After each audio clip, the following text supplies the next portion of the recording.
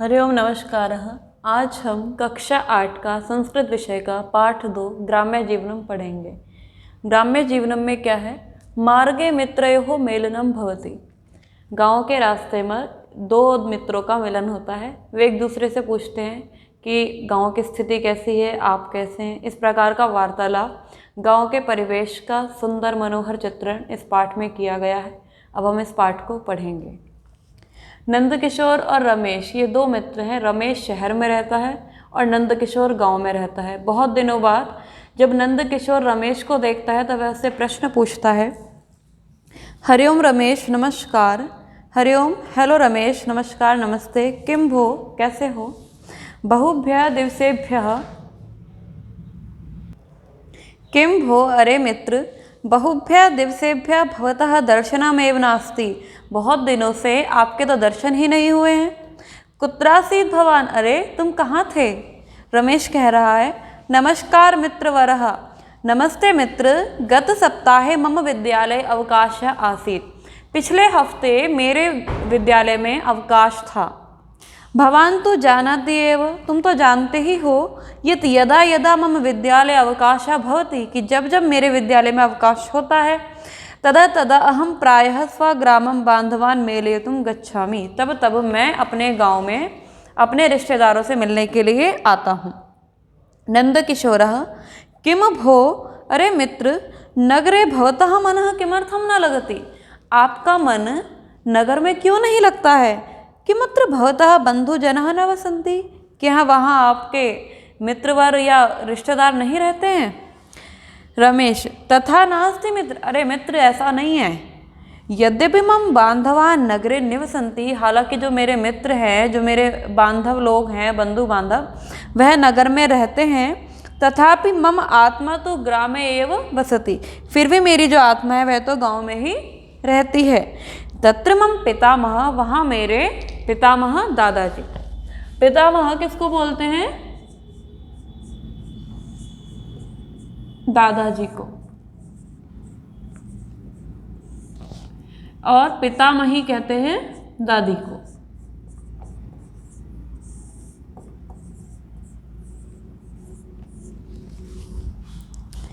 पितृव्य कहते हैं चाचा जी को।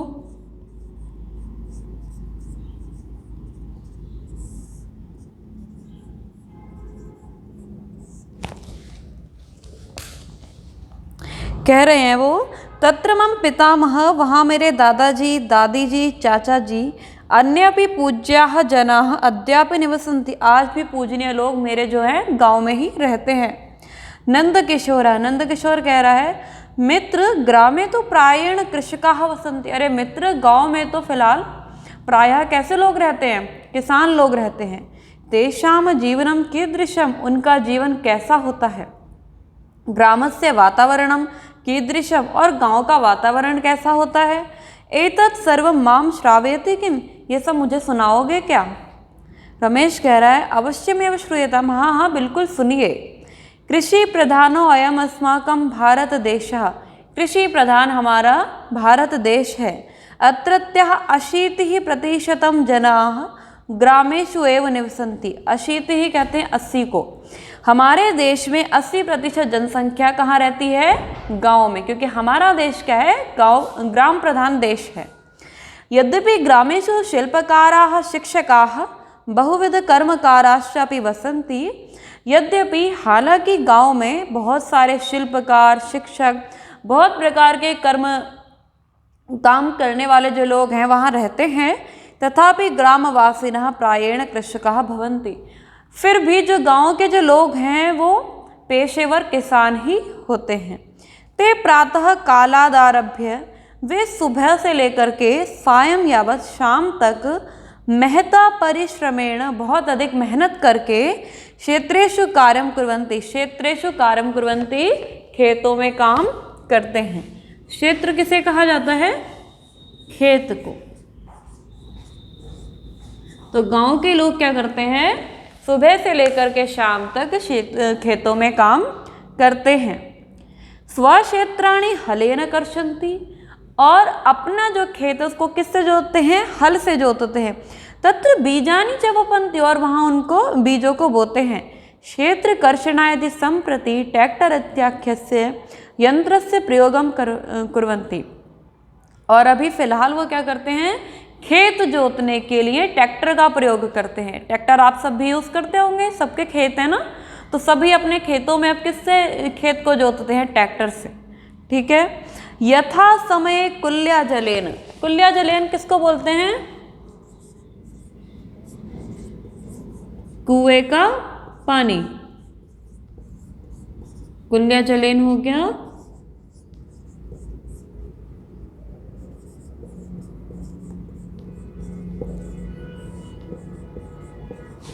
कुएं के पानी से, नलकूपेन च क्षेत्राणि सिंचति, कुएं के पानी से और नलकूप से किसको क्या करते हैं,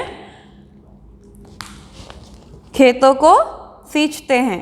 क्षेत्र कर्मसु निमग्नाः कृषकाः प्रायेण, खेती के कार्य में निमग्न हुए जो किसान लोग हैं, प्रायेण दिनस्य भोजनम क्षेत्रेषु कुर्वन्ति, प्रायः जो दिन का जो भोजन है वो कहाँ करते हैं, खेतों में। महता परिश्रमेण ते प्रभुत मात्रायाम धान्यानि उत्पादयन्ति, बहुत अधिक मेहनत करके वो क्या करते हैं, महान धन को, जो धन धान्य है उसको उत्पन्न करते हैं। तेषाम जीवनम सरलम भवति, उनका जीवन अत्यंत ही सरल होता है। नंद किशोर कह रहा है, रमेश अहम श्रुतवान, मैंने सुना है कि तो ग्रामवासी रहा कि गांव के जो लोग होते हैं, शरीरेण पुष्टाः निरोगिणश्च भवन्ति, शरीर से कैसे होते हैं, बहुत ज़्यादा हष्ट पुष्ट होते हैं और बिल्कुल भी उनको कोई बीमारियां नहीं होती हैं। तत्कथम, क्या ये बिल्कुल ठीक है, सही है।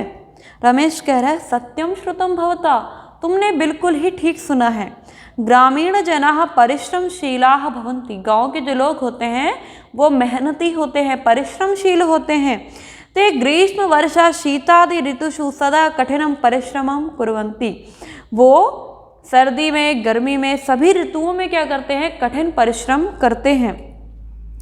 ते स्वशरीरम पुष्टम बलवंतम च विधातुम पुष्कल मात्रायाम दुग्धम पिबन्ति, वे क्या करते हैं, अपने शरीर को पुष्ट बनाने के लिए, बलवान बनाने के लिए क्या करते हैं, उचित मात्रा में, भरपूर मात्रा में दूध पीते हैं, घी खाते हैं और दही खाते हैं। एतदर्थम ते स्वस्वगृहेषु गाम अजाम महिषिम च पालयन्ति, इसके लिए वे अपने अपने घरों में क्या करते हैं, अजाम बकरी को, गाम गाय को, महिषी भैंस को पालते हैं।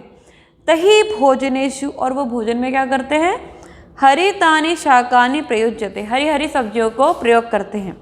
यानी ते स्वक्षेत्रेभ्यः प्राप्नुवन्ति, जिनको वो क्या है, अपने ही खेतों से प्राप्त करते हैं।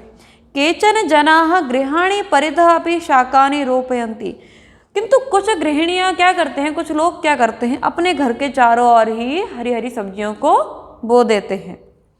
नंद किशोरः, भवान सत्यम वदति, तुम बिल्कुल सच कह रहे हो। मम पितामह वदति स्म यत् बालानां शरीरस्य बुद्धेश्च विकासाय गोदुग्धम अमृततुल्यम भवति, क्या कह रहा है नंद किशोर, कि मेरे जो दादाजी हैं वो कहते थे कि बालकों के शरीर का और बुद्धि के विकास के लिए जो गाय का दूध होता है वो अमृत तुल्य होता है, अर्थात बहुत ही ज़्यादा लाभकारी होता है। प्रतिदिन प्रातराशेन सह, प्रतिदिन नाश्ते के साथ, रात्रि में, भोजनांते च, और भोजन के बाद, अस्माभिः गोदुग्धम पातव्यम, हमारे द्वारा गाय का जो दूध है वो पीना चाहिए। भोजने तक्रस्यापि सेवनम श्रेयस्करम भवति, और भोजन में क्या करना चाहिए, भोजन के बाद यदि हम मट्ठे का, दही का सेवन करते हैं तो ये भी क्या है, लाभकारी है। रमेश कह रहा है, भवता सत्यमुक्तम, तुमने ठीक कहा। ग्रामेषु एतानि खाद्य पदार्थानि सुलभतया सर्वैः लभ्यन्ते, कि गांव में ये जितने भी खाद्य पदार्थ हैं बहुत ही आसानी से मिल जाते हैं। ग्रामस्य वातावरणम प्रदूषण रहितम भवति, जो गांव का जो वातावरण होता है वो प्रदूषण रहित होता है, चारों तरफ आपने देखा होगा पेड़ पौधे होते हैं। शस्य पूर्णाः केदाराः विविधाः वृक्षाः निर्मलाः सरोवरश्च तत्र शोभन्ते, वहाँ की जो फसलें होती हैं बहुत ही ज़्यादा सुंदर होती हैं, बहुत सारे वृक्ष होते हैं अनेक प्रकार के, अच्छे अच्छे साफ जल वाले सरोवर होते हैं, तालाब होते हैं, नहर होती हैं, जो कि गाँव की शोभा बढ़ाती हैं। ग्रामम सर्वतः गोचारण भूमि अपि विद्यते। गांव में चारों तरफ आपने देखा होगा हरे हरे घास के मैदान होते हैं। इसको क्या कहा गया है? गोचारण भूमि, यानी जहाँ पर गाय जो है चर सकती है, घास को खा सकती है। तत्र धेनवः वत्साः वृषभाः अजाः महिष्यश्च सुखेन तृणान् चरन्ति।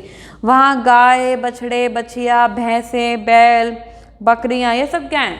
सुखपूर्वक घास को खाती हैं। सायंकालात् प्रागेव ते स्वकीयान् पशून् स्वस्वगृहेषु आनयन्ति।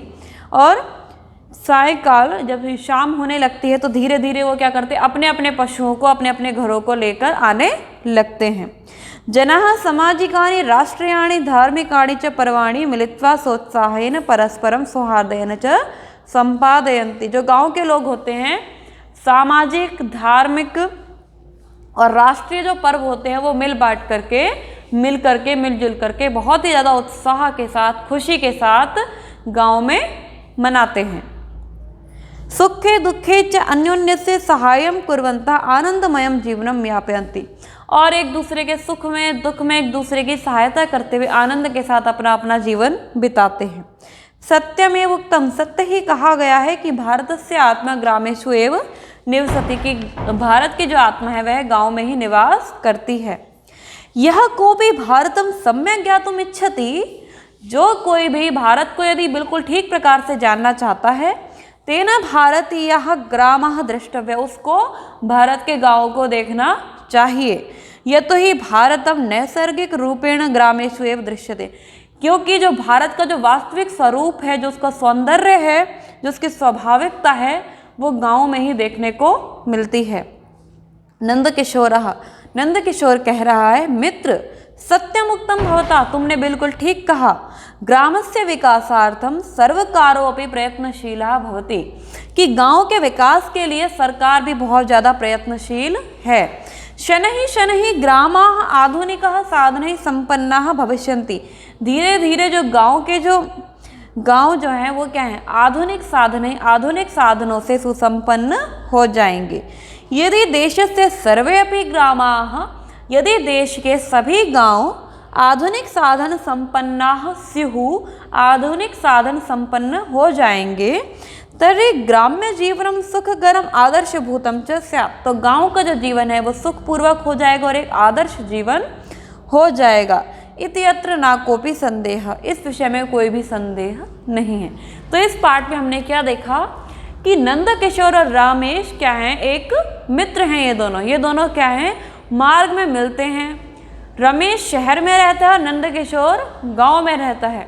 तो रमेश जो है बीच बीच में जब भी उसके विद्यालय का अवकाश होता है वह गांव में आता है। नंद किशोर उससे पूछता है, क्या आपका वहाँ मन नहीं लगता है जो आप यहाँ बार बार आते हैं? क्या आपके यहाँ कोई बंधु बांधव हैं? तो वह कहता है कि भारत की जो आत्मा है वह तो गांव में ही निवास करती है, और जो मेरी आत्मा है, जो मेरा मन है, वह भी गांव में ही निवास करता है। अतः मैं भी क्या हूँ? मध्य मध्य में गांव में आता रहता हूँ। हालांकि मेरे जो बंधु बांधव हैं वे सभी कहाँ रहते हैं? शहर में रहते हैं, किंतु मेरा जो जुड़ाव है, जो भारत की जो नैसर्गिकता, जो सौंदर्य है, जो स्वाभाविकता है, वो गांव में ही देखने को मिलती है। अतः मैं मध्य मध्य में यहाँ आता ही रहता हूँ। ठीक है, इस प्रकार से इन दोनों ही मित्रों ने गांव के जीवन का वर्णन किया है, वहाँ की सुंदरता का, और वह गांव का जो जीवन है एक आदर्शभूत जीवन है और बहुत ही ज़्यादा सुखमय जीवन है, जहाँ पर लोग जो है राष्ट्रीय जो उनके पर्व हैं, सामाजिक पर्व हैं, बहुत ही मिलजुल करके उत्साह के साथ मनाते हैं। तो इसी के साथ यह जो पाठ है समाप्त होता है। यदि आपको इसमें कुछ समस्या है तो आप पूछ सकते हैं, सवाल कर सकते हैं। इस पाठ के जो नोट्स होंगे वो आपको PDF के माध्यम से भेज दिए जाएंगे। धन्यवाद।